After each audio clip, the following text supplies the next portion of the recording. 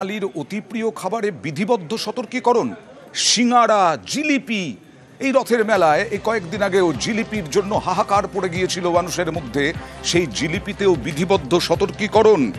কেন্দ্রীয় স্বাস্থ্য মন্ত্রকের পক্ষ থেকে এরকমই একটি নির্দেশিকা যে তামাকজাত সামগ্রী বিক্রির ক্ষেত্রে যেমন সতর্কতা বাধ্যতামূলক, এই রকমই একই রকম বিজ্ঞপ্তির উদ্যোগ সিঙ্গারা, জিলিপির ক্ষেত্রে তালিকায় বাঙালির রসনার এই অন্যতম দুই। তাই সিঙ্গারা, জিলিপিতে সতর্কীকরণ। আর এই সতর্কীকরণে ক্ষুব্ধ মুখ্যমন্ত্রী মমতা বন্দ্যোপাধ্যায়। এক্স হ্যান্ডেলে পোস্ট করেছেন তিনি। কিছু মিডিয়া রিপোর্ট করেছে স্বাস্থ্যমন্ত্রক নির্দেশ দিয়েছে এখন থেকে সিঙ্গারা, জিলিপি খাওয়া যাবে না।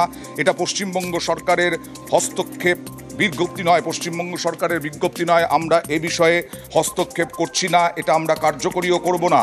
আমি মনে করি অন্যান্য রাজ্যেও সিঙ্গারা, জিলিপি অত্যন্ত জনপ্রিয়। জিলিপি সব রাজ্যের মানুষের খেতে পছন্দ করেন। মানুষের খাদ্যাভ্যাসে হস্তক্ষেপ করা ঠিক নয়। এটা এক্স হ্যান্ডেলে পোস্ট মুখ্যমন্ত্রীর। আর এদিকে কুণাল ঘোষও তোপ দাগলেন। আমরা খুব পরিষ্কারভাবে বলে দিতে চাই যে মমতা বন্দ্যোপাধ্যায়ের রাজ্য পশ্চিমবঙ্গে, বাংলায়, এখানে এই সিঙ্গারা, জিলিপির উপর কেন্দ্রীয় সরকারের ফতোয়া এখানে মানা হবে না। কে কি খাবেন, কে কি পরবেন, এটা সম্পূর্ণ তাদের স্বাধীনতা এবং নিজস্ব ব্যাপার। সিঙ্গারা, জিলিপির উপর বিপজ্জনক লাগাতে হবে এসব কথা বলার কেন্দ্রীয় সরকার কে? শুভেন্দু অধিকারীর একটি বক্তব্যে জল্পনা। জল্পনা কেন? কাকে ঘিরে এই বক্তব্য? এই নিয়ে জল্পনা। শুভেন্দু অধিকারীর বক্তব্য দেখুন। আমাদের প্রতিপক্ষ মানে কমল, আর নেতা একজন, তার নাম নরেন্দ্র দামোদর মোদী। মাঝখানে কেউ নেই, মাঝখানে কেউ নেই, মাঝখানে কেউ নেই। বারবার আমরা বলছি, অপরাধ কি বাংলায় কথা বলা, ভিন রাজ্যে? বাংলায় বললেই বাংলাদেশি তকমা। এই নিয়ে অসম সরকারের নিদানের পর বিতর্ক, জোর বিতর্ক দানা বাঁধে। এরপর অসমের মুখ্যমন্ত্রী হিমন্ত বিশ্ব শর্মা তিনি সাফাই দিলেন। তিনি বললেন, গত কয়েক দশক ধরে বাংলাদেশি মুসলিমদের অনুপ্রবেশ রুখতে যুদ্ধ জারি রেখেছে তৃণমূল। অসম সম্প্রতি অল ইন্ডিয়া তৃণমূল কংগ্রেসের আমার মন্তব্য বিকৃত করে বাঙালি বিরোধী দেখানো আসলে বাংলাদেশ থেকে আসা মুসলিম অনুপ্রবেশকারীদের আড়ালের চেষ্টা। কি বললেন দেখুন।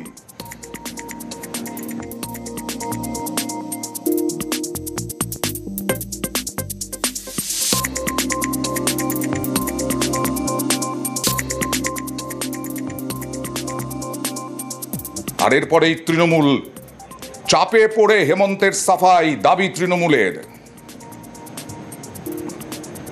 উনি চাপের মুখে এখন কথা ঘোরাতে এই ধরনের কথা বলছেন। ওনার প্রথমে মুখ থেকে বেরিয়ে গেছে যেটা, বাংলা যাদের মাতৃভাষা তাদের দেখলে বিদেশি আইডেন্টিফাই করতে সুবিধা হয়। অসমে যদি অবৈধভাবে ঢুকে থাকে, ঢুকলো কি করে? ত্রিপুরায় ঢুকলো কি করে?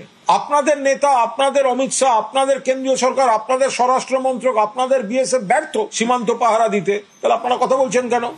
আর কোন বক্তব্য নিয়ে তীব্র বিতর্ক দানা বেঁধেছিল, এবার সেই বক্তব্যটা দেখাবো কার? হিমন্ত বিশ্ব শর্মা। তুমি যদি ঘৰত অসমীয়াত কথাই নোকোৱা, তুমি মিছা কথা কিয় পঞ্জীয়নত দিবা? তুমি ঘৰতো অসমীয়া ভাষা সঁচাকৈয়ে নোকোৱা, কি ভাষা কয়তো আমি টিভিত শুনিয়ে আছো। গতিকে যদি ঘৰত তুমি বঙালী ভাষাত কথা পাতা, তুমি পঞ্জীয়নত অসমীয়া ভাষাত কথা পাতা বুলি মিছা তথ্য কিয় দিবা? ই কি বুজাব যে তাৰমানে অসমত ইমান বাংলাদেশী সোমালে, গন্তি কৰিব আমাক সুবিধাই দিয়া হ'ব, তেতিয়া NRCৰ প্ৰয়োজনে নহ'ব, বাংলাদেশী আমি গন্তিয়ে কৰিব পাৰিম। গতিকে মোক যদি সুবিধা কৰি দিয়ে, কৰি দিয়ক। মই ধন্যবাদ জনাইছো ABMCক যে বাংলাদেশী কাউণ্ট কৰাৰ নতুন ৰাস্তা এটা দিব খুজিছে, ভালে হ'ব। গতিকে এইবিলাক ভয় বিজেপি চৰকাৰে নাখায়, হিমন্ত বিশ্ব শৰ্মাই নাখায়। এভিকশন চলি আছে, চলি থাকে। আর হিমন্ত বিশ্ব শর্মার এই বক্তব্যে তীব্র প্রতিবাদ জানায় তৃণমূল। এরপরেই আর এই তৃণমূলের তীব্র প্রতিবাদের পরে আজকে এক্স হ্যান্ডেলে নিজের বক্তব্যের সাফাই দিলেন অসমের বিজেপি মুখ্যমন্ত্রী।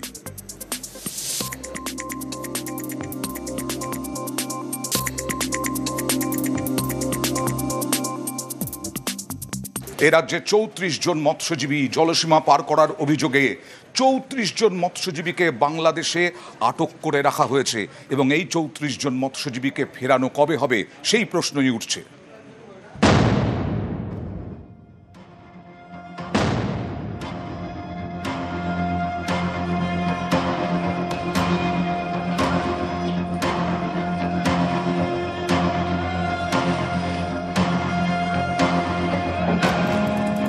দক্ষিণ 24 পরগনার কাকদ্বীপ। এখানকার 34 জন মৎস্যজীবীকে আটক করেছে বাংলাদেশের নৌবাহিনী। আটক করা হয়েছে দুটি ভারতীয় ট্রলারও। ভারতীয় মৎস্যজীবীদের কোমরে দড়ি বেঁধে আটকে রাখা হয়েছে। এবি ঝড় আর এবি মঙ্গলচণ্ডী নামে দুটি ট্রলার মেরিটাইম বর্ডারের কাছেই ফিশিং করছে। অ্যাকচুয়ালি দুদেশেরই ট্রলার এসে জায়গাটা ফিশিং করে, এরকম বহু বছর ধরে হয়ে আসছে, কিন্তু অতি সক্রিয়তা দেখাচ্ছে বাংলাদেশ কোস্টগার্ড। এটা যে সামুদ্রিক ট্রলার, যেটা আমাদের সামুদ্রিক মৎস্য আইন অনুযায়ী আমাদের দেশে প্রবেশ করলে সেটা আইনত দণ্ডনীয় অপরাধ। নেভির যে বেস, এই বেজে আসে এই বোটগুলো ভারতীয় নাগরিক ছিল, তাদেরকে থানায় সোপর্দ করা হয়েছে। মাছ ধরতে গিয়ে ওপারে আটক, এপারে চরম উৎকণ্ঠা। গেছে কালকে মনে 12 দিন হয়েছে। আচ্ছা, তারপরে ওই রাত 7টার দিকে খবর এসেছে যে ধরা পড়েছে। তখন আমি বললো বাংলার লেবিতে ধরে নিয়ে গেছে। তখন আমি বৌমা কান্না করছে, আমার বলছে বৌমা তাড়াতাড়ি ওঠো, তোমার ছেলে নাকি ধরা পড়েছে। কয়েকদিন আগে নামখানার নারায়ণপুর থেকে মাছ ধরতে রওনা হয় দুটি ট্রলার, এফবি ঝড় এবং এফবি মঙ্গলচণ্ডী। সুন্দরবন মৎস্যজীবী শ্রমিক ইউনিয়নের দাবি, সোমবার ভোরের দিকে দুটি ট্রলারকে বাংলাদেশ সীমান্তের কাছ থেকে আটক করে সে দেশের বাহিনী। দুটি ট্রলারে ছিলেন কাকদ্বীপের 34 জন মৎস্যজীবী। মারধর করে, এবার খেতেও দেয় না, পড়তেও দেয় না। এবার চাচ্ছি যেন ওকে তাড়াতাড়ি ছেড়ে দেয়। খুব চিন্তায় আছি, তাহলে চিন্তায় আছি যেন তাড়াতাড়ি ছেড়ে দেয়। ছোট ছোট দুটো বাচ্চা আছে, তার চিন্তা হবে না?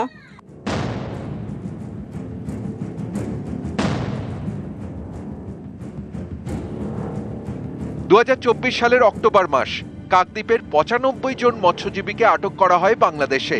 অভিযোগ, কাকদ্বীপের নিরীহ মৎস্যজীবীদের হাত পা চোখ বেঁধে বেধড়ক মারধর করা হয়। রাজ্য সরকারের তৎপরতায় তারা শেষমেশ দেশে ফেরেন। তবে বাংলাদেশে আটকে থাকা সেসব দিনের আতঙ্ক এখনো রয়ে গিয়েছে। এর আগের বার আমি ধরা পড়েছিলাম, যার জন্য আমি এবছর আর যাইনি। নেভি তো ধরে প্রচুর মারধর করবে এবং ল্যাংটা করে ছবি তোলা হবে, সেই মনে পড়ে বলে তো আর যাইনি আমি ফিশিংয়ে। ওই অত্যাচার তো প্রচুর প্রচুর। এখন করছি, সেলুনের কাজ করছি।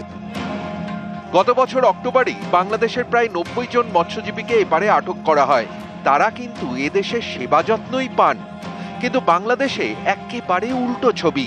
এদেশের মৎস্যজীবীদের ওদেশে আটকে রেখে মারধর নির্যাতন করা হয়। তাই এবার আটক হওয়া 34 জন মৎস্যজীবীর পরিবার আতঙ্কে। কাকদ্বীপ থেকে বিশ্বজিৎ হালদার, নিউজ 18 বাংলা।